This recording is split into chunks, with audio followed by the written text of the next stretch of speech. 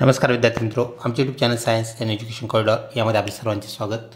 B.Ed CET March 2025 या अनुषंगाने आपण व्हिडिओ पाहत आहोत। रॅपिड 100 MCQs टीचर ॲप्टिट्यूड म्हणजेच शिक्षक अभिव्यक्ती या घटकातील आपण 100 प्रश्न यामध्ये पाहणार आहोत। तत्पूर्वी आपण जर आमच्या चॅनलवरती नवीन असाल तर कृपया चॅनलला सबस्क्राईब करा, तसेच व्हिडिओ आवडल्यास नक्कीच मित्रपरिवारामध्ये शेअर करावा। नवीन राष्ट्रीय शैक्षणिक धोरण कधी जाहीर झाले? ऑप्शन 1 2020 करेक्ट उत्तर होय। विद्यार्थ्याला कठोर शिक्षा का होऊ नये? तर ऑप्शन 4 विद्यार्थ्याचा नकारात्मक दृष्टिकोन विकसित होऊ शकतो, म्हणजे त्यात नकारात्मक भावना निर्माण होऊन त्याला शिक्षणाबद्दल आसक्ती वाटू शकते, त्यामुळे त्याच्यावरती जास्त दाब दबाव न टाकता त्याला अध्यापन करणं गरजेचं। ऑप्शन 4 करेक्ट उत्तर। सामान्यपणे शिक्षकाने विद्यार्थ्याशी कसे वागले पाहिजे? तर ते नेत्याप्रमाणे वागले पाहिजे, अतिशय कडक, अतिशय प्रेमळ किंवा मित्रताप्रमाणे चालणार नाही। ऑप्शन 4 करेक्ट उत्तर होय। कोणत्या शिक्षणात वातावरण हे नियंत्रित पद्धतीमध्ये असते? तर विशेष शिक्षण ज्याला आपण स्पेशल एज्युकेशन असं म्हणतो, मूकबधीर बंधू भगिनी यांच्यासाठी जे असणारं शिक्षण आहे त्यामध्ये वातावरण हे कंट्रोल असतं, नियंत्रित असतं। ऑप्शन 2 करेक्ट उत्तर होय। पुढचा प्रश्न, शिक्षण ही मानवाची कोणत्या प्रकारची गरज आहे? तर ती मानवाची वैयक्तिक, म्हणजे प्रत्येक व्यक्तीनं शिक्षण घेतलंच पाहिजे व ते समाजाभिमुख असते, म्हणजेच शिक्षण ही मानवाची सामाजिक गरज आहे। ऑप्शन 1 आपलं करेक्ट उत्तर होय। पुढचा प्रश्न, शिक्षकाचे सर्वात महत्त्वाचे काम काय आहे? तर शिक्षकाने सर्वात महत्त्वाचे काम कोणते करावे असा हा प्रश्न। तर ऑप्शन 3 अनुभवाच्या विकासामध्ये विद्यार्थ्यांना मार्गदर्शन करणे गरजेचे असते, क्रमपात असते। ऑप्शन 3 शिक्षकाचं सर्वात महत्त्वाचं काम होय। पुढचा प्रश्न, खालीलपैकी कोणते कार्य विद्यार्थ्यांनी करणे अपेक्षित आहे? तर सर्वप्रथम विद्यार्थी हा शिस्तबद्ध असणं गरजेचं आहे, त्यानंतर अध्ययन ही बाब आपल्याला आलेली पाहायला मिळते। तर ऑप्शन 3 स्वयंशिस्त पाळणे करेक्ट उत्तर होय। खालीलपैकी विशेष शैक्षणिक गरज असलेले विद्यार्थी कोणते? अंध मुले, अपंग मुले, मूकबधीर मुले, तर हे सर्व विशेष शिक्षणाची गरज असलेले स्पेशल एज्युकेशनचे विद्यार्थी असतात। ऑप्शन 4 हे सर्व करेक्ट उत्तर होय। शिकवण्याची प्रक्रिया म्हणून डॅश डॅशचा विचार केला जात नाही, तर अध्यापन प्रक्रियेत कोणाचा विचार केला जाणार नाही अशा प्रकारची बाब ती म्हणजेच ऑप्शन 1 लोकांच्या क्रियाप्रतिक्रिया निर्देशित करणे हे अध्यापन प्रक्रियेचा भाग नाही। ऑप्शन 1 करेक्ट उत्तर होय। शिक्षणाचे प्रमुख उद्दिष्ट डॅश डॅश आहे। शिक्षणाचे प्रमुख उद्दिष्ट कोणते असा हा प्रश्न। तर ऑप्शन 3 विद्यार्थ्याच्या अंगभूत क्षमता, म्हणजे त्याच्या अंगीकृत असणाऱ्या क्षमता कशा आहेत, त्यानंतर त्याच्याकडे असणाऱ्या ज्या शक्ती आहेत, जे दुवे आहेत, त्यांना कसं वाढवायचं, त्यांचा विकास कसा करायचा। ऑप्शन 3 विद्यार्थ्याच्या अंगभूत क्षमता किंवा शक्तींचा विकास करणे शिक्षणाचे प्रमुख उद्दिष्ट होय। प्रत्येक मूल त्याच्या अनोख्या पद्धतीने वाढते, त्याचा मनोविकास कशातून होतो? तर तो अनुवांशिकता कृतीत, म्हणजेच विविध जे कार्यक्रम असतात, कृती असतात शाळेमध्ये, त्यात सहभागी होणे आणि पर्यावरणीय परिणाम म्हणजेच प्रभाव, तर या सर्व बाबीमुळे त्याचा मनोविकास होत असतो। ऑप्शन 4 हे सर्व मनोविकासास कारणीभूत घटक होय।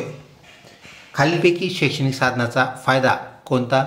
शैक्षणिक साधनामुळे काय घडते किंवा कशा प्रकारचे ते असतात? तर ऑप्शन 4 त्या शैक्षणिक साधनाचा वापर हा सार्वत्रिकपणे करता आला पाहिजे। ऑप्शन 4 हा त्याचा फायदा होय। पुढचा प्रश्न, कुमारवयीन जे मुलं असतात त्या मुलांना रागावू नये, कारण आपल्याला विचारलेलं आहे डॅश डॅश। तर ऑप्शन 3 पोगांडावस्थेत नेमकेच आलेले हे विद्यार्थी असतात, त्यामुळे त्यांना मित्रत्वाची गरज असते, तर प्रेमाने आपण त्यांच्याशी बोलणं गरजेचं असतं, वागणं गरजेचं असतं, म्हणून त्यांना जास्त रागावू नये। ऑप्शन 3 करेक्ट उत्तर। तुमचे बहुतांश विद्यार्थी मंद गतीने, म्हणजे हळूवारपणे किंवा स्लोली अध्ययन करतात, शिकतात, तर आपण या प्रसंगात काय करायला पाहिजे, आपली भूमिका काय असावी असा हा प्रश्न।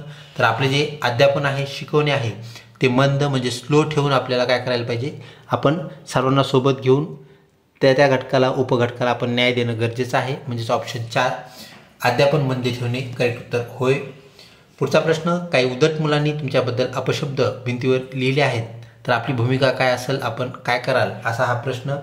त्याला गैरवर्तन जे आहे याबद्दल समजावून सांगणं गरजेचं आहे. ते केलेलं गैरवर्तन लक्षात आणून देणं गरजेचं आहे. ऑप्शन 3 आपलं करेक्ट उत्तर ठरते. अभ्यासक्रम डॅश लक्षात घेऊन तयार केलेला असावा. तर शिक्षकांची क्षमता, अभ्यासक्रम कसाही असला तर शिक्षक त्याच्याशी जुळून घेतात, त्यांना ट्रेनिंग दिलं जातं. म्हणजे ऑप्शन 1 आपलं उत्तर नाही.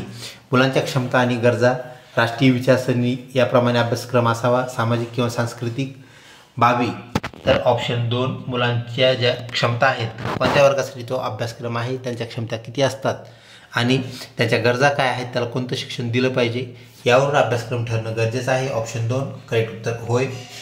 पुढचा प्रश्न, एक नवीन आलेला शिक्षक ज्याच्या वर्गात गैरवर्तन केले जाते तो विद्यार्थ्याशी कसा वागायला पाहिजे. तर त्याचे गुण सुधारणे व चांगल्या प्रकारे व्यक्त होणे हे त्या शिक्षकासाठी उपयुक्त आहे, गरजेचं आहे. ऑप्शन 4 करेक्ट उत्तर होय. शिक्षकाच्या भूमिकेत काय असायला पाहिजे, डॅश असावा, असा हा प्रश्न. तर त्यात नेतृत्व गुण असणं गरजेचं आहे. ओलावा, दांभिकता आणि प्रेमळपणा नेहमी चालणार नाही. तर नेतृत्व गुणाप्रमाणे त्यांनी लवचिक भूमिका घेणं गरजेचं आहे. नेतृत्व गुण असणं गरजेचं आहे. शाळेच्या मुख्याध्यापकाने सर्वांशी डॅश वागावे.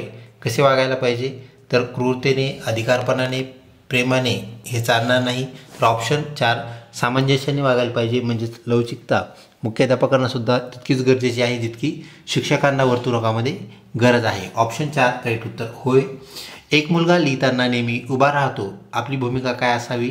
तर आपण त्याला बेंचवर उभे राहण्यास सांगाल, चुकीचं आहे.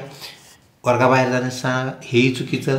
पहिल्या बेंचवर बसवाल आणि डोळ्याचं ऑपरेशन करून घेण्यास सांगाल, हेही चुकीचं आहे. तर ऑप्शन 3 आपलं करेक्ट उत्तर ठरते. त्याला पहिल्या बेंचवर बसायला सांगायचं आणि तिथूनही त्याला जर दिसण्याचा प्रॉब्लेम असेल तर मग आपण त्याप्रमाणे ठरवू शकू. यासाठी आपल्याला त्याला आपल्याजवळ बसवणं, समोर बसवणं गरजेचं आहे.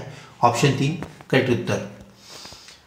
क्रीडा शिक्षकाने खालीलपैकी कोणती भूमिका घेऊ नये, म्हणजेच टाळावी. तर सर्व खेळाडूंना समान वागणूक देणं गरजेचं आहे, म्हणजे ही भूमिका त्यांनी घ्यायला पाहिजे. मुलांना कनिष्ठ वागणूक देणे हे चुकीचं आहे, नियमांचे पालन त्याला करावेच लागते. मुलींना खेळास प्रोत्साहित करणे हाही एक भाग आहे, परंतु त्याची भूमिका कोणती नसावी. तर मुलांना कनिष्ठ वागणूक देणे ही भूमिका नसावी, म्हणजेच ऑप्शन 2 करेक्ट उत्तर. शालेय माहिती संकलनाचा तक्ता याचा अर्थ खालीलपैकी कोणता असेल. तर आपल्या शाळेत काय काय बाबी कधी होणार आहेत याला आपण त्याचं वेळापत्रक म्हणजेच टाईम टेबल म्हणूया. ॲन्युअल टाईम टेबल असेल किंवा मंथली टाईम टेबल, त्याप्रमाणे तो आपल्याला पाहायला मिळतो. ऑप्शन 1 करेक्ट उत्तर. खालीलपैकी प्रभावी शैक्षणिक साधन कोणते, कोणतं साधन वापरल्यानंतर आपल्याला शिकवणं, अध्यापन एकदम सुकर होईल. तर ऑप्शन 4 दृकश्राव्य साधन, म्हणजे दिसणे व ऐकू येणे ह्या दोन्ही गोष्टी ज्या साधल्या जातील, म्हणजे टी व्ही किंवा स्क्रीन आपण ज्याला म्हणूया. तर ऑप्शन 4 करेक्ट उत्तर होय.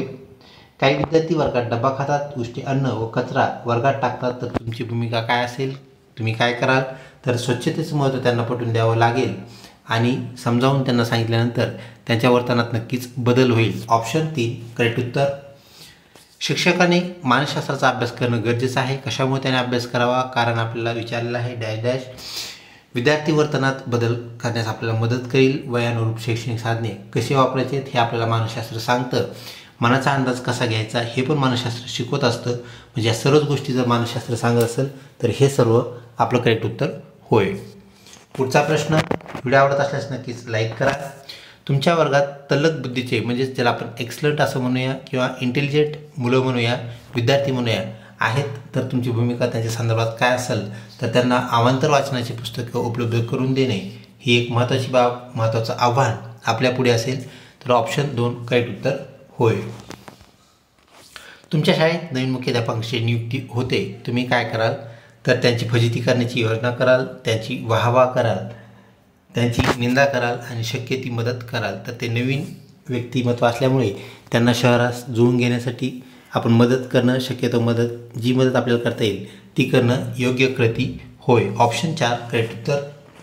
महिला शिक्षिकेला 10वी वर्गातील मुले गोंधळ घालतात, मुख्याध्यापक म्हणून आपली भूमिका काय असायला पाहिजे. तर आपण मुख्याध्यापक म्हणून कोणती कार्यवाही कराल, असा हा प्रश्न. तर आपल्याला मुलांना वर्तणूक बदल करण्यास प्रवृत्त करावा लागेल. तर ऑप्शन 3 करेक्ट उत्तर होय. काही विद्यार्थी चाचणी देण्यास, म्हणजेच घटक चाचणीस बसण्यास नकार देत आहेत, तर आपण काय करायला पाहिजे, त्यांना समज देऊन चाचणी सामोरं जाण्यास सांगावे. अभ्यास न झाल्यामुळे किंवा कुठल्या कारणाने ते जर देत नसतील घटक चाचणी, तर आपल्याला सांगायचं आहे की आपण घटक चाचणीला आपल्याला झालेल्या अध्यापनावर आपण ती घटक चाचणी द्यायला पाहिजे, सामोरं जायला पाहिजे. ऑप्शन 2 करेक्ट उत्तर ठरते. तुम्ही विषय ज्ञान वाढवण्यासाठी काय कराल, तर आपल्याला विषय ज्ञान वाढवण्यासाठी वृत्तपत्र वाचणं, मासिके वाचणं, ज्याला आपण मॅगझिन्स असं म्हणतो, अवांतर वाचन करणं, ह्या सर्वच गोष्टी आपल्याला कराव्या लागतील. तर विषय ज्ञान आपलं समग्र होईल, ते वाढेल. ऑप्शन 4 करेक्ट उत्तर होय.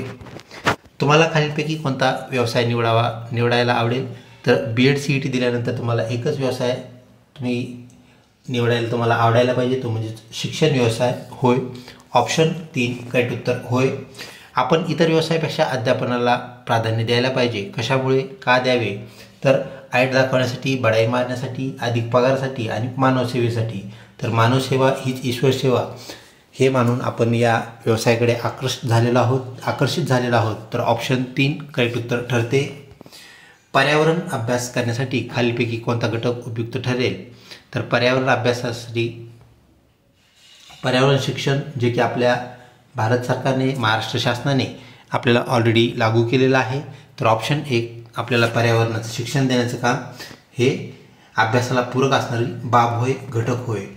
मौखिक चाचणी घेताना, ज्याला आपण मुलाखत पद्धती म्हणूया किंवा ओरल टेस्ट म्हणूया, शिक्षकाने डॅशचा वापर करायला पाहिजे.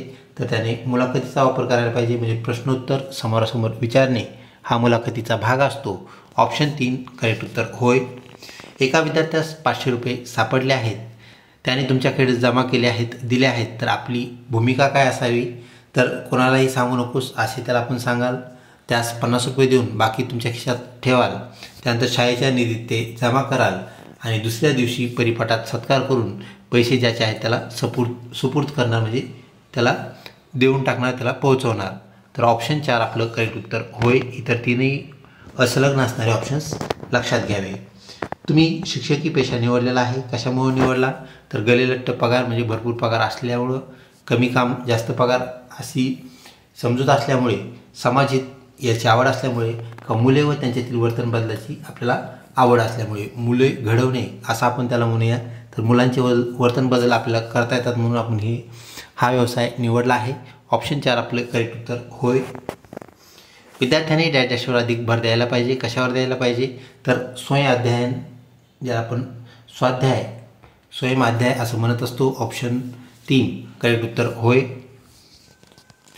अध्यापनातील कोणत्या घटकाने विद्यार्थ्यामध्ये सर्जनात्मकता, ज्याला आपण क्रिएटिव्हिटी असं म्हणतो, जागृत करता येते.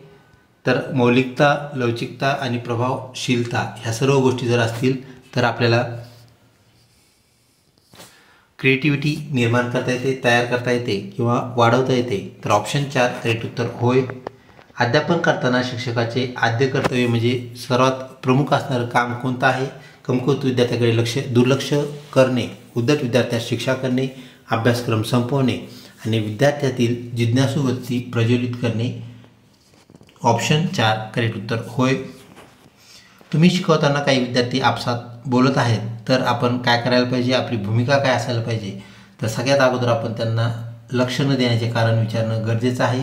एखादी अडचणही त्यांना असू शकते, ज्यामुळे ते लक्ष देऊ शकत नाहीत किंवा लक्ष देण्यास असमर्थ बनतात. ऑप्शन 1 करेक्ट उत्तर होय. एखाद्या विद्यार्थ्याने तुमच्या प्रश्नाचे चुकीचे उत्तर जर दिले, तर आपली भूमिका आपल्याला सांगायची आहे, मांडायची आहे. त्याला दुसरा प्रश्न विचारून बरोबर उत्तर काढण्याचा प्रयत्न कराल. तुम्ही काही येत नाही म्हणून त्याला खाली बसण्यास सांगाल, बरोबर उत्तर सांगाल आणि पुढे शिकवणे चालू कराल, कंटिन्यू कराल. तर ऑप्शन 1 करणं अत्यंत गरजेचं आहे. त्यावरून त्याला आपण दुसरा प्रश्न विचारून त्याचं उत्तर शोधू शकतो, काढू शकतो. भारतीय शिक्षण प्रणाली डॅश पद्धतीची आहे, ज्ञानाधिष्ठित आहे, म्हणजे ज्ञान हे आपलं अंतिम ध्येय आहे, बुद्धिमत्ता केंद्रित आपलं शिक्षण आहे, समाजाभिमुख आहे का परीक्षाभिमुख. तर ऑप्शन 3 परीक्षेला आपल्याकडे टक्केवारीला जे महत्त्व आहे त्यावरून ते परीक्षाभिमुख ठरते. ऑप्शन 3 करेक्ट उत्तर होय.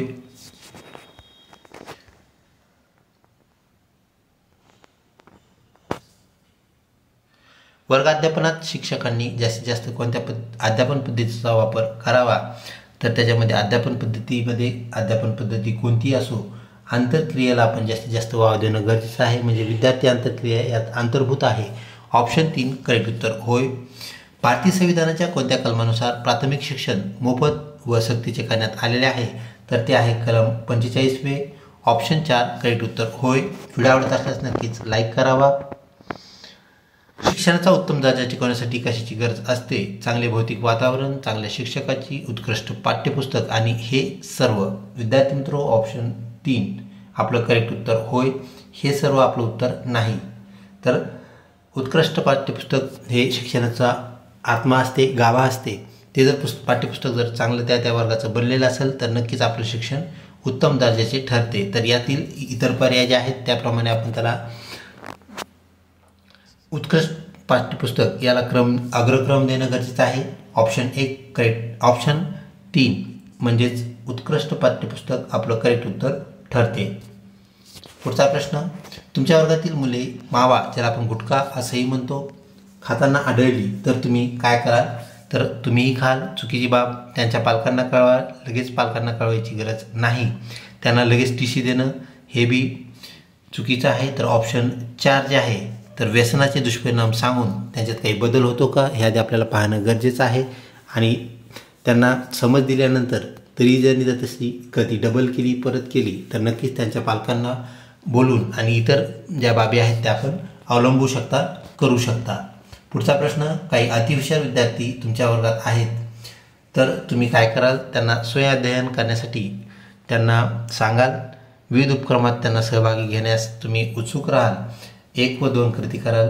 4 काहीही करण्याची गरज नाही. तर ऑप्शन 3 1 व 2 कृती करणं अपेक्षित आहे, गरजेचं आहे. ऑप्शन 3 करेक्ट उत्तर होय. एखादा कमकुवत विद्यार्थी तुमच्या वर्गात आहे, तुमची भूमिका काय असायला पाहिजे त्यावर अधिक लक्ष देणं गरजेचं आहे. दुर्लक्ष करा, निदानात्मक उपचार कराल, म्हणजे ज्याला आपण रिमेडियल टीचिंग असं म्हणतो. तर दोन्ही गोष्टी कराव्या लागतील 1 आणि 3 क्रमांकाच्या, ते म्हणजे ऑप्शन 4. तुम्हाला शाळेत 300 रुपये सापडतात, तुम्ही काय कराल? अंदाज पाहून खिशात टाकाल. अतिशय चुकीचं. कुणी वाच्यता करतं का त्याची वाट पाहाल, म्हणजे कुणी म्हणतं का माझे पैसे हरवलेत याची वाट पाहाल, चुकीचं. त्यानंतर मुख्याध्यापकाकडे जमा कराल आणि यापैकी काहीही नाही. तर ऑप्शन 3 करणं गरजेचं आहे. कारण कोणाचेही जर पैसे हरवले असतील तर ते मुख्याध्यापकाकडे जाऊन त्यांना विचारणा करतील किंवा त्यांच्या कानावर घालतील. तर आपण जर ते जमा केली तर नक्कीच मुख्याध्यापकाकडून त्यांना सुपूर्द करण्यात येतील. ऑप्शन 3 करेक्ट उत्तर होय. काही शिक्षक प्रार्थनावेळी गप्पा मारतात. मुख्याध्यापक म्हणून आपली कार्यवाही करण्याची जी प्रवृत्ती आहे ती कशी असायला पाहिजे, आपण कसं कठोर व्हायला पाहिजे, म्हणजे अधिकार आपण कधी वापरायला पाहिजे याची बाब इथं आपल्याला आलेली पाहायला मिळते. ते म्हणजे सर्वांचा अपमान कराल, अतिशय चुकीचं. त्यानंतर अधिसूचना काढाल, ॲडव्हायझरी ज्याला आपण म्हणतो, चुकीचं. बेशिस्त शिक्षकांची नावं जर बोर्डावर लिहिली तर विद्यार्थी प्रत्यक्षपणे त्यांना पाहतील व त्याचाही दुष्परिणाम आपल्याला जाणवेल. तर त्या सर्वांना ऑफिसमध्ये बोलवून घेणं गरजेचं आहे आणि त्यांना तोंडी समज देणं गरजेचं आहे. पुढचा प्रश्न, भावनिकदृष्ट्या सक्षम विद्यार्थ्यांची वर्तणूक कशी असते? 1 ते अबोल असतात, ते कृतीमध्ये सहभागी होत नाहीत, रागीट स्वभावाचे असतात आणि वर्गमित्रांसोबत ते सहजपणे जुळून घेतात. ऑप्शन 4 करेक्ट उत्तर होय. पुढचा प्रश्न, तुमच्या वर्गातील विद्यार्थी उपस्थिती कमी होत आहे, तुम्ही काय करायला पाहिजे? उपस्थिती कमी होईल म्हणजेच प्रेझेंटी आपल्याला काय करायची, वाढवायची. तर काय करता येईल असा हा प्रश्न. तर ऑप्शन 3 त्यामागील कारणमीमांसा जाणून घेणं आपल्याला गरजेचं आहे. विद्यार्थी नेमके कशामुळे अनुपस्थित राहत आहेत ते आपण जर जाणून घेतलं तर नक्कीच आपल्याला उपस्थिती वाढवण्यास मदत होईल. पुढचा प्रश्न, एक विद्यार्थी वर्गात संकोच वृत्तीने वागतो, आपली भूमिका काय असायला पाहिजे? तर ज्यावेळेस तो उत्साही असेल त्यावेळेस त्याला प्रश्न विचारावेत आणि त्याची जी मनाची उकल आहे ती आपण करून घ्यावी व त्यालाही वर्गप्रवाहात सामील होण्यास मदत करावी. ऑप्शन 3 करेक्ट उत्तर ठरते. मुलींची वाढ आणि विकास मुलांच्या तुलनेत जलद गतीने होत असतो, म्हणजे फास्ट होत असतो, हे विधान डायजस्ट आहे. ते कसं आहे? तर ते 100% अचूक आहे. ते आपण जर म्हटलं 50% अचूक आहे तर ते 50% चूक ठरतं. आपण जर म्हटलं 50% बरोबर आहे तर 50% परत चूक ठरतं आणि यापैकी नाही म्हणणं हे सुद्धा चुकीचं आहे. म्हणजेच ऑप्शन 1 हे विधान 100% अचूक आहे. कारण निसर्गतःच मुलींमध्ये आपल्याला वाढीचा जो वेग आहे तो मुलांपेक्षा जास्त असलेला पाहायला मिळतो. ऑप्शन 1 100% अचूक करेक्ट उत्तर होय. विज्ञान शिकवताना एखादी संकल्पना डॅश डॅश पद्धतीने सोयीस्कर होईल तर विज्ञानासाठी स्पेशल पद्धती किंवा जास्तीत जास्त उपयुक्त पद्धती प्रायोगिक पद्धती होय. ऑप्शन 3 करेक्ट उत्तर क्षेत्रफळ, भेट, भूगोलाची प्राथमिक पद्धती आणि कला शाखेसाठी किंवा कला विषयासाठी चर्चा पद्धती आपल्याला पाहायला मिळते. मौखिक मार्गदर्शन ही पद्धती कुठे कुचकामी म्हणजे बिनकामी ठरते, आपल्याला उपयोगी पडत नाही. तर ती आपल्याला कुठल्या एखादं जर कौशल्य शिकवायचं असेल ते आपल्याला करून दाखवावं लागेल. नुसतं तोंडी सांगणे, मौखिक पद्धतीने सांगणं, मार्गदर्शन करणं हे कुचकामी ठरेल म्हणजे चुकीचं ठरेल. अध्यापन म्हणजे काय? तर अध्यापन म्हणजे शिकवणे होय, त्याला आपण टीचिंग म्हणतो, हे लक्षात घ्या. तर अध्ययन म्हणजे शिकणे आहे. ऑप्शन 2 करेक्ट उत्तर. अध्यापकाचे म्हणजे शिक्षकाचे मुख्य काम काय असते, कार्य कोणते असते? तर अध्ययनात दृष्टी निर्माण करणे, आपल्या विषयाचे स्पष्टीकरण चांगल्या प्रकारे देणे, संकल्पना विश्लेषण करणे, ह्या सर्व गोष्टी शिक्षकाला अध्यापनामध्ये नित्यनियमाने करावे लागतात. म्हणजे हे सर्व करेक्ट उत्तर होय. तुमच्या वर्गातील एक विद्यार्थी तुमचा सन्मान करत नाही, तुम्ही काय करायला पाहिजे? तर त्याच्याकडे आपण दुर्लक्ष करणं गरजेचं आहे. कारण तो तात्पुरता जर सन्मान करत नसेल तर नक्कीच कुठल्या तरी कृतीमुळे तो दुखावलेला असू शकतो. तो नंतर नक्कीच सन्मान करेल, तर आपण त्याकडे सपशेल दुर्लक्ष करणं गरजेचं आहे. आणि कालांतराने तो जर बदलला, त्यातील विचार जर बदलले तर नक्कीच काही हरकत नाही. ऑप्शन 1 प्रथमतः दुर्लक्ष करणे करेक्ट उत्तर होय. एक विद्यार्थी दर शनिवारी 5 मिनिटे उशिरा येतो, तर आपण काय करायला पाहिजे? तर त्याची समस्या 5 मिनिटाचा काय घोळ आहे तो आपण जाणून घेऊन त्यावर काय उपाय करता येतो का ते पाहायला पाहिजे व त्याची 5 मिनिटं आपण कमी करून त्याला त्या वेळेत येण्यास भाग पाडायला पाहिजे किंवा त्याला येण्यास मुभा द्यायला पाहिजे. तुम्ही इतर व्यवसायापेक्षा अध्यापनाला प्राधान्य कशामुळे द्यायला पाहिजे? तर आपणच निवडलेलं हे कर्तव्य आहे. अध्यापन आद्य कर्तव्य, त्यानंतर स्वखुशीने निवडलेला व्यवसाय, आणि त्यामुळं आपल्याला ऑप्शन 3 आपलं करेक्ट उत्तर ठरते, ते म्हणजेच 1 व 2 दोन्ही. शिक्षकाद्वारे नवीन विषय सादर करण्याचा सर्वोत्तम मार्ग कोणता? तर कशाप्रकारे शिक्षकांनी त्याचा विषय मांडला पाहिजे, सादर केला पाहिजे? तर विषयाची विस्तृत रूपरेषा मांडणं गरजेचं आहे, ज्याला आपण प्रस्तावना म्हणतो. दैनंदिन जीवनामधील परिस्थितीशी त्याचा संबंध दाखले देऊन आपण जोडणं गरजेचं आहे. पूर्वी अभ्यास केलेल्या विषयाशी नवीन विषयाची सांगड घालणे हे अत्यंत गरजेचं असतं. आणि त्यानंतर आपल्याला सगळ्यात महत्त्वाची बाब म्हणजे हे सर्व जर केलं तरच आपल्याला नवीन विषय काय करता येतो, चांगल्या प्रकारे सर्वोत्तम मांडता येतो. ऑप्शन 4 करेक्ट उत्तर होय. शिक्षक या नात्याने तुम्ही तुमच्या विद्यार्थ्याकडून जास्त अपेक्षा ठेवल्यास आपल्याला काय होऊ शकते? तर जास्त अपेक्षा ठेवणं चुकीचं आहे. त्यामुळे निराशा, तणाव आणि अस्वस्थता वाढू शकते. ऑप्शन 2 करेक्ट उत्तर होय. चारही पर्याय वाचल्याशिवाय ऑप्शन आपण निवडला नाही पाहिजे. जसं की निराशा पदरात पडू शकते, हे पहिल्याही वाक्यामध्ये आपल्याला पाहायला मिळतं. तिथंच जर आपल्याला टिक केलं तर परत निराशा, तणाव आणि अस्वस्थता वाढू शकते. हा आपला त्या पहिल्या पर्यायापेक्षा बेटर पर्याय, चांगला पर्याय म्हणजे करेक्ट उत्तराचा पर्याय होय. तर परीक्षेमध्ये आपण असं केल्यास आपल्याला जे गोल दिलेले आहेत त्यावरती आपल्याला टिक करावं लागते. जर आपण ते टिक केलं परत आपलं उत्तर बदलता येते, हेही लक्षात ठेवा. म्हणजे परत आपला जो पर्याय आपल्याला 2 वाटला तर 2ला जर आपण क्लिक केलं तर पहिल्याच उत्तर आपोआप निघून जातं आणि 2 हा आपल्याला ग्रीन झालेला पाहायला मिळतो. एक शिक्षक सामान्यतः व्याख्यानादरम्यान आपल्या विद्यार्थ्यांना प्रश्न विचारण्याचे कारण काय असते? कशामुळे शिक्षक मध्येच प्रश्न विचारत असतात? तर विद्यार्थी लेक्चर लक्षपूर्वक ऐकत आहेत का हे तपासण्यासाठी, विद्यार्थी अवधान केंद्रित करण्यासाठी, विद्यार्थ्यांना व्याख्यान समजत आहे की नाही हे जाणून घेण्यासाठी. वरील सर्व आपलं उत्तर नाही. आपलं उत्तर आहे 2 नंबरचं. तर विद्यार्थ्यांचं लक्ष आपल्याकडे केंद्रित करण्यासाठी मध्येच शिक्षक प्रश्न विचारतात आणि प्रश्न विचारल्यामुळे इतर विद्यार्थ्यांचं कोणाचं लक्ष जरी तिकडे कमी असेल किंवा नसेल तर ते लक्ष शिक्षकाकडे केंद्रित होतं. लक्ष केंद्रित करणे, अवधान केंद्रित करणं हे प्रश्न विचारण्याचं मुख्य उद्दिष्ट होय. ऑप्शन 2 आपलं करेक्ट उत्तर. सक्षम शिक्षकाला अध्यापन ज्ञान कोणत्या क्रमाने आपल्याला ज्ञान असावे लागते?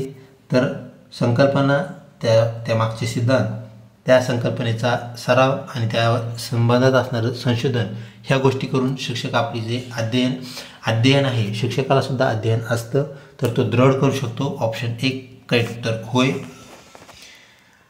अध्यापन फलपूर्ती म्हणजेच आपलं शिकवणं सक्सेसफुल झालं हे प्रामुख्याने आपल्याला कशावरून कळते, समजते? तर विद्यार्थी प्रश्न विचारतात, त्यानंतर विद्यार्थ्यांच्या अंतर्क्रिया ज्या आहेत ते दर्शवणे ते पसंत करतात, विद्यार्थ्यात दृष्टिकोन निर्माण होतो. ह्या जर सगळ्या गोष्टी घडून आल्या तर समजायचं की आपली अध्यापन फलपूर्ती झालेली आहे. आपल्याला जे उद्दिष्ट आपण शिकवण्याचं होतं ते आपण गाठलेलं आहे. ऑप्शन 4 करेक्ट उत्तर होय. शिक्षकाला प्रतिष्ठा, अधिकार आणि आदर दिला जातो, त्याने कोणती चूक होऊ द्यायला नाही पाहिजे. तर ऑप्शन विद्यार्थ्यांना शिष्यवृत्ती मिळवण्यास त्यांनी मदत करणे गरजेचं आहे. विद्यार्थ्यांना शिक्षा करणे आणि त्यांच्यात बंडखोर परिस्थिती निर्माण करणे, यामुळे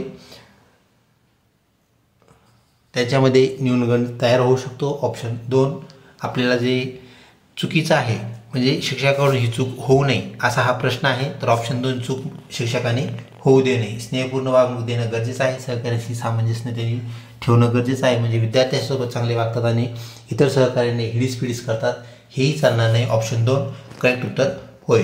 यशस्वी शिक्षक तेव्हाच यशस्वी होतो जेव्हा तो त्याचा विषय समग्र नीट जाणतो, 100% तो निकाल देतो. फक्त मार्कामध्ये निकाल देणं म्हणजे तो यशस्वी शिक्षक आहे, चांगला शिक्षक आहे असं आपल्याला म्हणता येत नाही. त्याच्याविषयीची ग्रंथ तो तयार करत असेल किंवा त्याचे पेपर जर तो चांगल्या जर्नल्समध्ये छापत असेल, प्रकाशित करत असेल तर तो चांगला शिक्षक असेलच असं नाही.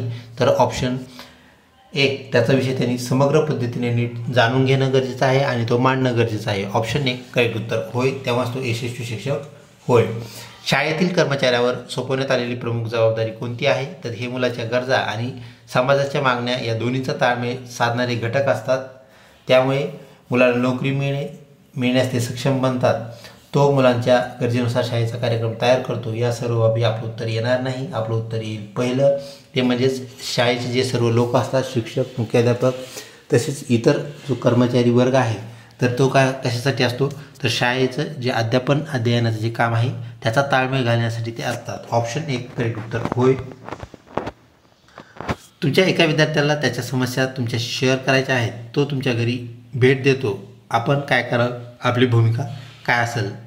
तर त्याला त्याच्या कुटुंबापासून दूर जाण्यास आपण सुचवाल, चुकीचं आहे. आवश्यक सहकार्य करावे आणि त्याचे मनोबल वाढवावे, आपण हा ऑप्शन पाहूया. त्यापूर्वी 3रा व 4था पर्याय काय सांगतो तेही पाहूया. विद्यार्थ्याच्या पालकाशी संपर्क साधा आणि समस्या सोडवा, यापैकी काहीही नाही. तर हे खालच्या 2 ज्या बाबी आहेत त्या आपल्याला करता येणार नाहीत, कारण विद्यार्थ्याला फक्त तुम्हालाच सांगावीशी वाटली असेल ती बाब, तर त्या पालकाला संपर्क करून उपयोग नाही, कारण पालक त्याला परत प्रश्न विचारतील आणि त्याला ते आवडणार नाही, रुचणार नाही. तर यापैकी काही नाही, म्हणजे कृतिशून्य शिक्षक नसतो, त्याला काही ना काही कृती करावी लागते. तर ऑप्शन 2 आवश्यक असलेले सहकार्य त्याला देणं गरजेचं आहे आणि त्यानंतर त्याचं मनोबल वाढवणं गरजेचं आहे की अशा समस्येतून आपण सहजपणे बाहेर पडू शकतो. पुढचा प्रश्न, विद्यार्थ्याशी उत्तम संवाद साधण्यासाठी शिक्षकांचा उद्देश कसा असावा? प्रतिसाद वेळेचे त्यांनी समान वितरण केले पाहिजे, समीपता बाळगणं गरजेचं आहे, विद्यार्थ्याच्या कामगिरीची पुष्टी किंवा खंडन करणे हे त्यांनी पाहिलं पाहिजे. तर या सर्व बाबी शिक्षकाला कराव्या लागतील, कारण त्यांनी सगळ्यांना सारखाच वेळ सगळ्यांना सारखी दिली पाहिजे. हुशार विद्यार्थी, मध्यम विद्यार्थी किंवा अतिहुशार विद्यार्थी ज्याला आपण म्हणतो, तर त्या सगळ्यांना व्यवस्थित वेळ देणं गरजेचं आहे. समान वेळेचं वितरण, सगळ्यांना समीपता त्यांच्याशी बाळगणं गरजेचं आहे, सगळ्यांना जवळचे वाटले पाहिजे शिक्षक, हेही करणं गरजेचं आहे. विद्यार्थ्याच्या कामगिरीची पुष्टी करणं गरजेचं आहे. चांगलं काम केल्यानंतर तू चांगलंच केलं आहे असं म्हणणं गरजेचं आहे आणि चुकीचं काम केल्यानंतर खंडन करणं हेही गरजेचं आहे. म्हणजेच ह्या सर्व बाबी जर केल्या तर आपण विद्यार्थ्यांसोबत उत्तम संवाद साधत आहोत हे स्पष्ट होईल. पुढचा प्रश्न, खालीलपैकी कोणत्या बाबीवरून शिक्षकाची गुणवत्ता ठरते? तर तो विषय प्रभावीपणे मांडत आहे आणि योग्य स्पष्टीकरण देत आहे, त्याला विविध अध्यापन पद्धतीचे ज्ञान असावे, त्याला बालमानसशास्त्राची माहिती असणं गरजेचं आहे आणि ह्या सर्व जर गोष्टी असतील तर नक्कीच तो शिक्षक काय आहे? तर गुणवत्तापूर्ण आहे. पुढचा प्रश्न, प्राचीन शिक्षण पद्धतीमध्ये शिक्षकांनी काही मानसशास्त्रीय तत्त्वे शिक्षणात लागू केली, त्यानुसार गुरुकुल शिक्षणाचा प्रकार आपल्याला पाहायला मिळतो. कॉन्व्हेंट सिस्टीम ऑफ स्कूलिंग तयार झालं, अध्ययनात संवेदना आणि धारणा निर्माण होण्यास मदत निर्माण झाल्या. तर ऑप्शन 3 महत्त्वाची गोष्ट आहे, हीच निर्माण झाली. तर गुरुकुल पद्धती किंवा कॉन्व्हेंट सिस्टीम आणि अध्यापन सुधारणा ह्या बाबी अध्ययनाशी निगडीत नाहीत, ही गोष्ट आपण लक्षात घ्या. तर शिक्षणात ऑप्शन 3 अध्ययनात संवेदना निर्माण होणं गरजेचं आहे, म्हणजे शिकायचं कसं हे विद्यार्थ्याला जर माहीत झालं तर नक्कीच ते आपल्याला अध्यापनासाठी उपयुक्त होय. पुढचा प्रश्न, मनोरंजनात्मक वाचन कशाचा भाग असायला पाहिजे? तर तो कशाचा भाग असेल? शालेय ग्रंथालयाचा गृहपाठ म्हणून नियुक्त केले जाण्याचा, शाळेची नव्हे तर घराची जबाबदारी असलेला भाग. तर ऑप्शन 4 भाषा कला अभ्यासक्रमाचा तो अविभाज्य घटक आहे. तर मनोरंजनात्मक वाचन भाषेशी कलेशी निगडीत आहे. ऑप्शन 4 आपलं करेक्ट उत्तर होय. खालीलपैकी कोणते वैशिष्ट्य शिक्षकासाठी सर्वात कमी उपयोगी आहे, कमी संबंधित आहे? विषयावरील प्रभुत्व असणं हे काही कमी संबंधित नाही, जास्तीत जास्त संबंधित आहे. शालेय व्यवस्थापनाकडून त्याचा आदर होईलच असं सांगता येत नाही. एखाद्या चांगल्या शिक्षकाचा सुद्धा आदर शालेय व्यवस्थापन करल असं म्हणता येणार नाही. त्यानंतर विद्यार्थ्याशी चांगले संबंध असणं शिक्षकासाठी संबंधित आहे. प्रभावी शाब्दिक संप्रेषण त्याचं असणं ते गरजेचं आहे. तर ऑप्शन 2 शालेय व्यवस्थापन त्याचा आदरच करल हे सांगता येत नाही, म्हणजे ते कमी महत्त्वाचं आहे, कमी गरजेचं आहे, कमी संबंधित आहे. ऑप्शन 2 करेक्ट उत्तर. खालीलपैकी कोणते विधान शिक्षक कृती संहितेत न बसणारे आहे, म्हणजे शिक्षकाने करू नये? तर विद्यार्थ्यांना स्वयं देण्यास स्वारस्य निर्माण करणे हे शिक्षकांनी करायचं काम आहे, म्हणजे हे बरोबर आहे. विद्यार्थ्यांना मार्गदर्शन आणि शिस्त लावण्यास सक्षम असणे हे पण बरोबर आहे, गरजेचं आहे. स्वतःला नवीन परिस्थिती जुळवून घेण्यास नाखुश असणे तर हे चुकीचं आहे. शिक्षक करत असलेल्या कामाबद्दल उत्साही असणे, काम उत्साहीपणे करणं गरजेचं आहे. ऑप्शन 3 आपलं करेक्ट उत्तर होय. व्हिडिओ आवडत असल्यास नक्कीच लाईक करा, तसेच मित्रपरिवारामध्ये शेअर करण्यास बिलकुल विसरू नका. खालीलपैकी चांगला शिक्षक कोण असू शकतो? ज्यांच्या विद्यार्थ्यांना प्रश्न विचारण्याची गरज नाही. विद्यार्थ्यांनी विचारलेल्या प्रश्नांची उत्तरे कोण देतो? जो मुलांना अभ्यासक्रमात नसलेली एखादी गोष्ट जाणून घेण्यासाठी कधीही प्रोत्साहन देत नाही असा शिक्षक. तर ऑप्शन 3 आपलं करेक्ट उत्तर ठरतं. तर बिनकामीच्या गोष्टी ज्या आहेत त्या जाणून घेण्यास विद्यार्थ्यांना प्रोत्साहित न करणे हे पण एक चांगल्या शिक्षकाचं वैशिष्ट्य आहे. तर ऑप्शन 3 आपलं करेक्ट उत्तर होय. कोणत्या घटकांनी अध्यापन अर्थपूर्ण होते? तर विद्यार्थ्यांना शिकवलेल्या विषयात रस असणे, स्पष्टीकरण विद्यार्थ्याच्या आवाक्यात दिले जाणे, त्यानंतर नवीन सामग्री शिकवली जात आहे हे ती विद्यार्थ्याच्या पूर्वीच्या माहितीशी ज्ञानाशी निगडीत असणे, विद्यार्थी प्रश्न उपस्थित करतात आणि त्यांना स्पष्टीकरण देतात. तर अध्यापन जे आहे जेव्हा विद्यार्थ्यांना शिकवलेला जो भाग आहे त्याच्यात त्याला जर रस असेल तर ते नक्कीच फलपूर्ती झाल्याशिवाय राहत नाही. ऑप्शन 1 करेक्ट उत्तर होय. शिक्षकांनी विद्यार्थी विश्वास संपादन करण्यासाठी कसे वागले पाहिजे, कसे काम केले पाहिजे? तर कुशलतेने, चतुरतेने, का पालकाप्रमाणे, का मित्राप्रमाणे? तर ऑप्शन 4 शिक्षकाची भूमिका ही नेहमी बदलणारी आहे ही गोष्ट आपण लक्षात ठेवा. ज्यावेळेस विद्यार्थी विश्वास संपादनाची बाब येते त्यावेळेस शिक्षक मित्राप्रमाणे त्यांच्यासोबत वागला पाहिजे, तरच त्यांचा विश्वास शिक्षकावर बसेल. ऑप्शन 4 मित्राप्रमाणे येते आपलं करेक्ट उत्तर होय. शिक्षकांनी कोणत्या प्रकारचे शैक्षणिक साधन वापरायला पाहिजे? तर त्यांनी वापरायला पाहिजे अत्यंत उपयुक्त असणारं शैक्षणिक साधन. ते स्वस्त असावं असं काही नाही, महाग असावं असं काही नाही, आणि सगळ्यापेक्षा आपण वेगळं वापरायला पाहिजे असंही काही नाही. शिक्षक डायटॅश यासाठी अध्यापन साधनांचा वापर करतात. शिक्षक अध्यापन साधने का वापरतात? शैक्षणिक साधने का वापरतात असा हा प्रश्न. तर शिकवणे मनोरंजक बनवणे नेहमीच हा उद्देश नसतो. अध्ययन प्रभावीपणे होण्यासाठी, अध्यापन प्रभावी होण्यासाठी, तर अध्ययन प्रभावी होणे हे महत्त्वाचं उद्दिष्ट आहे. तर अध्यापन प्रभावी नेहमीच व्हावं असं नाही आहे, म्हणजे शिक्षकाचं शिकवणं चांगलं होणं हे गरजेचं नाही, तर शिकणं चांगलं होणं हे गरजेचं आहे. म्हणजेच अध्ययन प्रभावी होणे आपलं करेक्ट उत्तर ठरते. आधुनिक वार्षिक परीक्षा जी आहे ही पद्धती जी आहे ती खालीलपैकी या संदर्भात असणारी बाब कोणती सत्य आहे? हे क्रॅमिंग करून ज्ञान प्राप्त करण्यास प्रोत्साहित करते, हे नियमित अभ्यासाच्या सवयीला प्रोत्साहन देत नाही, स्वयं अध्ययनास प्रोत्साहन देत नाही. तर या सर्व बाबी सत्य आहेत, ह्या त्रुटी आहेत, म्हणजे चुकीच्या गोष्टी आहेत. कशामधल्या चुकीच्या गोष्टी आहेत? तर आपल्या परीक्षा पद्धती, वार्षिक परीक्षा घेण्याची जी पद्धती आहे ती कशी चुकीची आहे? तर ह्या तिन्ही गोष्टी त्यात होत असतात, म्हणजेच या सर्व बाबी करेक्ट उत्तर होय. वैयक्तिक शिक्षण प्रणालीची त्रुटी काय आहे? म्हणजे ट्युशनसारखं ज्याला आपण म्हणूया, वैयक्तिक एका विद्यार्थ्याला एक शिक्षक याची त्रुटी काय आहे, त्यातील चुका काय आहेत असा हा प्रश्न. काय काय चुका आहेत त्या पाहूया. विद्यार्थ्यामध्ये सामाजिकतेची भावना निर्माण होणार नाही, कारण तो एकटाच विद्यार्थी दररोज क्लासमध्ये असतो, त्याला स्पेशली शिकवलं जातं. त्यानंतर स्पर्धेची भावना निर्माण होण्याचा प्रश्नच नाही, कारण तो एकटाच असतो, त्यामुळे त्याच्यासोबत कोणी स्पर्धा करत नाही. वाचन, लेखन किंवा इतर कुठली स्पर्धा त्यासोबत होत नाही. वेळ आणि ऊर्जेचा अपव्यय होतो. एका जणाला शिकवणे आणि 45 विद्यार्थ्यांना किंवा 30 विद्यार्थ्यांना शिकवणे तितकंच शिक्षकाला परिश्रम घ्यावे लागतात, म्हणजे वेळेचा सुद्धा अपव्यय व्हायला आहे आणि ऊर्जा पण वाया चालली. ऑप्शन 4 ह्या सर्वच बाबी वैयक्तिक शिक्षण प्रणालीच्या त्रुटी आहेत, हे सत्य आहे. ऑप्शन 4 सर्व बाबी. एका शिक्षकापुढील सर्वात महत्त्वाचे आव्हान काय असायला पाहिजे?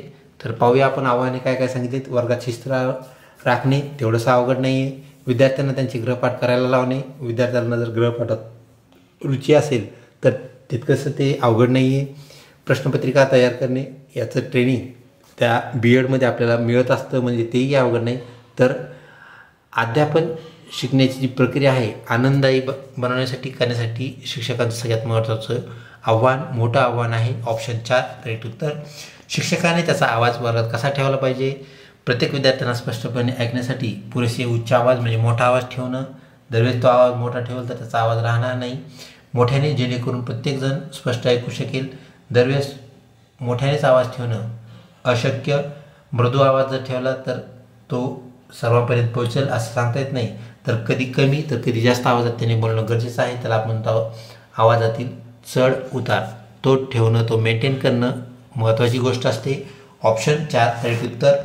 खालीलपैकी कोणते घटक अध्यापनाबद्दल खरं आहे किंवा आहेत. अनेक असतील तर आहेत, एकच असेल तर आहे. तर अध्यापनाचे विश्लेषण आणि मूल्यांकन होणे आवश्यक असते, बरोबर आहे. संप्रेषण कौशल्याचे हे उच्च वर्चस्व आहे तर तेही बरोबर आहे. ही एक प्रक्रिया आहे तर ही सक्ती नाही. अध्यापन करणं ही एक प्रक्रिया आहे हे लक्षात घ्या. तर ऑप्शन 4 वरील सर्व करेक्ट उत्तर होय.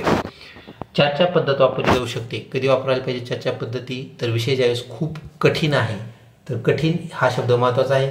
विषय अवघड असला तरी पण आपण चर्चा पद्धत वापरू. विषय सोपा असला तरी चर्चा पद्धत वापरू तर हे चुकीचं आहे. म्हणजे ज्यावेळेस सर्वात विषय कठीण आहे जास्त कठीण आहे त्यावेळेस चर्चा पद्धतीला काहीच हरकत नाही. कारण चर्चा पद्धतीच्या ज्या त्रुटी आहेत तर चर्चा पद्धतीमध्ये एकतर आपल्याला ग्रुपिंग करावी लागते. ग्रुपिंगमधले विद्यार्थी सर्व सारखेच असतील असं सांगता येत नाही. त्यांच्यामध्ये मतभेद असू शकतात. ह्या ज्या बाबी आहेत त्या चर्चा पद्धतीच्या विपरीत बाबी आहेत किंवा त्रुटी आपण त्याला म्हणूया. तर चर्चा पद्धती आपल्याला एक ठिकाणी उपयोगी ठरू शकते आणि ती ठरते ते म्हणजे विषय ज्यावेळेस खूपच कठीण आहे चर्चा पद्धतीने नक्कीच आपण शिकवू शकतो. पुढचा प्रश्न. खालीलपैकी कोणते विधान शिक्षण साधन नाही ज्याला आपण शैक्षणिक साधन म्हणतो एज्युकेशनल टूल किंवा आपण त्याला टीचिंग एड असं म्हणत असतो. तर वाईंड मिल ज्याला आपण म्हणतो विंड मिलचे working model, tape recorder, 16 mm असणारा फिल्म प्रोजेक्टर आणि हे सर्व आपलं करेक्ट उत्तर होय. हे सगळेच शैक्षणिक साधन शिक्षण साधन होय. शिकवण्याचे मुख्य उद्दिष्ट डॅश आहे. फक्त तर्कशक्ती विकसित करणे, फक्त विचार विकसित करणे, हे दोन्ही विकसित करणे म्हणजे 1 व 2 जे की ऑप्शन 3 आपलं उत्तर आहे. म्हणजे ऑप्शन 3 उत्तर होय. पुढचा प्रश्न. एका पालकांनी तुमची तक्रार मुख्याध्यापकाकडे किंवा वरिष्ठाकडे केली आहे तर आपली भूमिका काय असायला पाहिजे असा हा प्रश्न. त्याला प्रत्युत्तर द्याल, तुम्ही त्याच्या विरुद्ध तक्रार द्याल, पालकाच्या नादी लागणार आणि त्याची बाजू समजून खुलासा देण्यास आपण तयार असणं गरजेचं आहे. खुलासा द्याल. ऑप्शन 4 करेक्ट उत्तर होय. पुढचा प्रश्न. एक विद्यार्थी लिहिण्यात मागे राहतो, आपण काय करायला पाहिजे. तर पुढे शिकवत राहाल, त्याला लिहू नकोस असे सांगाल, त्याचा अधिकचा लिहिण्याचा सराव घ्याल, मुख्याध्यापकाकडे त्याला पाठवून देणं नेहमीच बरोबर नाही. ऑप्शन 3 करेक्ट उत्तर होय. अध्यापनाची गुणवत्ता कोणत्या बाबीवरून प्रतिबिंबित होत असते. तर वर्गातील विद्यार्थ्याच्या उपस्थितीनुसार आपलं अध्यापन कसं आहे हे आपल्याला प्रतिबिंबित होतं. विद्यार्थ्याच्या उत्तीर्ण श्रेणीनुसार किंवा उत्तीर्णतेनुसार, त्यानंतर विद्यार्थ्यांनी विचारलेल्या प्रश्नांच्या गुणवत्तेनुसार आणि वर्गात शांतता राखण्याच्या कालावधीनुसार. तर ऑप्शन 3 जे आहे आपलं करेक्ट उत्तर होय. विद्यार्थी कशा प्रकारे आपल्याला प्रश्न विचारतात याच्या गुणवत्तेवरून सुद्धा आपलं अध्यापन कसं आहे हे आपण सांगू शकतो. त्याचा तर्क आपल्याला लावता येतो. जर एखाद्या शिक्षकाला विद्यार्थ्याच्या प्रश्नाचे उत्तर देता आले नाही तर आपली भूमिका काय असायला पाहिजे. तर सांगा की तो सल्लामसलत केल्यानंतर म्हणजे इंटरनेटला विचारल्यानंतर किंवा इतर लोकांना शिक्षकांना विचारल्यानंतर त्याचं उत्तर देईल हे सांगणे हे म्हणणे क्रमपात आहे, गरजेचं आहे. ऑप्शन 1 करेक्ट उत्तर होय. शाब्दिक मार्गदर्शन अध्यापनात सर्वात कमी प्रभावी आहे. तर शाब्दिक मार्गदर्शन कुठं चालणार नाही. तर कौशल्य शिकवताना शाब्दिक मार्गदर्शन चालत नाही. मूल्यमापन कोणत्या घटकाचे व्हावे, कोणाचं मूल्यमापन व्हायला पाहिजे. तर अध्ययन म्हणजे विद्यार्थ्यांचे मूल्यमापन व्हायला पाहिजे, करेक्ट आहे. अध्यापन शिक्षकाचे मूल्यमापन व्हायला पाहिजे. व्यवस्थापन कसं आहे, सर्व सुविधा ते शाळेला पुरवतो का नाही ह्याचं पण मूल्यमापन व्हायला पाहिजे. म्हणजे एकंदरीत ह्या सर्व घटकांचे मूल्यमापन व्हायलाच पाहिजे. ऑप्शन 4 करेक्ट उत्तर होय. वर्गातील शिस्त याद्वारे प्रभावीपणे राखली जाऊ शकते. कशी राखता येईल. तर कठोर हाताने हाताळणे, त्यानंतर विद्यार्थ्याच्या गरज व आवड यानुसार आपण कार्यक्रम प्रदान करणे, अगदी लहान बाबीसाठी सर्वांना शिक्षण निश्चित करणे, यापैकी काही नाही. तर ऑप्शन 2 करेक्ट उत्तर होय. अध्यापनातील पहिली महत्त्वाची पायरी डॅश डॅश आहे. कोणती पायरी असते? अध्यापन नियोजन करणे, शिकवलेला घटक घेणे, शिकवले जाणारे साहित्य आयोजित करणे आणि विद्यार्थ्याची पार्श्वभूमी जाणून घेणे. कोणत्या प्रकारचे विद्यार्थी ते आहेत, त्यांना कोणत्या लेवलपर्यंत आपल्याला शिकावं लागेल हे जर आपण जाणून घेतलं तर अध्यापन आपल्याला तयारी करणं नक्कीच उपयुक्त ठरेल, गरजेचं होईल, सहजपणे आपल्याला शक्य होईल. पुढचा प्रश्न, विद्यार्थ्यांना कोणते शिक्षक आवडतात? 1. महिला शिक्षिका आवडतात. 2. शिस्तप्रिय शिक्षक त्यांना आवडतात. 3. प्रभावी अध्यापन करणारे शिक्षक आवडतात. गमती जमती करणारे शिक्षक आवडतात. तर ऑप्शन 3 प्रभावी अध्यापन म्हणजे चांगले शिकवणारे शिक्षक सर्व प्रकारच्या विद्यार्थ्यांना आवडतात. काही विद्यार्थ्यांना शिस्तप्रिय शिक्षक आवडत असतील, काहींना गमती करणारे, परंतु चांगल्या प्रकारे शिकवणारे जे शिक्षक आहेत ते सर्वच विद्यार्थ्यांना आवडतात. शालेय स्तरावरील व्यवस्थापन कसे असावे? कलागुणांना वाव देणारे असावे, खेळांना वाव देणारे असावे, प्रसिद्धींना वाव देणारे असावे आणि ह्या सर्वच गोष्टीला वाव देणारे असावे. सर्व गोष्टींना जर वाव दिला तरच विद्यार्थ्यांचा सर्वांगीण विकास होईल. ऑप्शन 4 प्रमाणे ते असायला पाहिजे. आजच्या प्रश्नावलीमधला शेवटचा प्रश्न, तुम्ही शिक्षक होण्यासाठी प्रभावित झाला आहात. कशामुळे झाला आहात? तर कमी काम आहे, जास्त पगार आहे, यामुळे समाजसेवेची तुमच्यामध्ये भावना आहे, अध्ययन अध्यापनात तुम्हाला रस आहे आणि मान सन्मान मिळतो आहे म्हणून तुम्हाला शिक्षक व्हायचं आहे. तर ऑप्शन 3 आपल्याला अध्ययन अध्यापनात जर रस असेल तर शिक्षक होण्यास आपल्याला काहीच हरकत नाही, ते आपण नक्कीच व्हावं. ऑप्शन 3 करेक्ट उत्तर होय. अशा प्रकारे आपली आजची प्रश्नावली येते संपते. व्हिडिओ आवडला असल्यास नक्कीच लाईक करा, तसेच मित्रपरिवारामध्ये शेअर करण्यास काहीच हरकत नाही. विद्यार्थी मित्रो, आपल्या BEd CETमध्ये जास्तीत जास्त गुण संपादन करणे, तुम्हाला गुण मिळवण्यास मदत करणे हे आमच्या चॅनलचं उद्दिष्ट आहे. तर आपण नक्कीच याचा लाभ घ्यावा व मागील वर्षाच्या ज्या प्रश्नपत्रिका आहेत ज्या ऑलरेडी आपल्या चॅनलवरती अवेलेबल आहेत त्याचाही आपण लाभ घ्यावा, जेणेकरून आपल्याला ह्या प्रश्नपत्रिका उपयुक्त ठरतील आणि जास्तीत जास्त गुण आपल्याला संपादन करण्यास मदत करतील याची आम्हाला खात्री आहे. एकंदरीत 100 प्रश्न आपण आजच्या पहिल्या भागामध्ये पाहिलेले आहेत. इतर जे प्रश्न आहेत विद्यार्थी मित्रो आपण भाग 2 तसेच याच्या सिरीजमध्ये ते पाहणार आहोत, जेणेकरून आपल्याला शिक्षक अभिव्यक्ती हा जो घटक आहे हा आपल्याला अपरिचित असणारा घटक आहे. कारण सामान्य ज्ञान व बुद्धिमत्ता, स्कॉलरशिप तसेच इतर ज्या स्पर्धा शालेय स्तरावर झालेल्या आहेत, स्पर्धा म्हणजेच परीक्षा ज्या झालेल्या आहेत, तर त्याच परीक्षेद्वारे आपल्याला बुद्धिमत्ता हा घटक परिचयाचा आहे. सामान्य ज्ञान तर सर्व परिचित असणारा घटक आहे, परंतु शिक्षक अभिव्यक्ती हा घटक अद्यापपर्यंत आपल्याला कुठेही पाहण्यास मिळाला नसेल. कुठल्याही प्रकारची परीक्षा आपण अद्यापर्यंत म्हणजे BEd CETला बसेपर्यंत आपल्याला शिक्षक अभिव्यक्ती पाहण्यास मिळाली नसेल. तर याचा अभ्यास करणं आपण क्रमपात आहे. तब्बल 30 मार्कासाठी हा घटक आहे.